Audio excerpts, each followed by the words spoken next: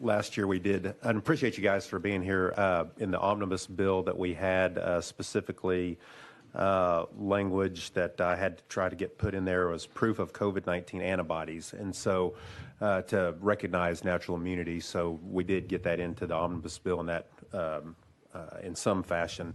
That being said, when we talk about mandates that are out there, and one of those people often fall back on is Jacobson versus Massachusetts.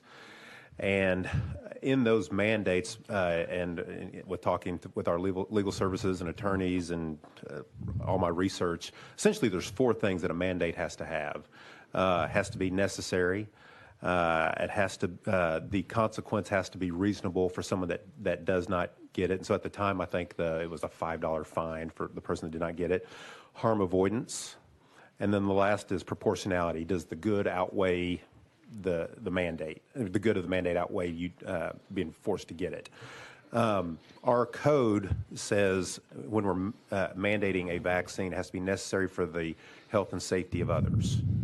And if I'm hearing you correctly, what you're saying is that it's not necessary for the health and safety of others. Is that correct? Gentlemen. Yeah. So Thank you, do you Mr. want to answer that or now? Okay. So it's not necessary for the health of others because, as you said, even the vaccine itself is not preventing transmission or infection.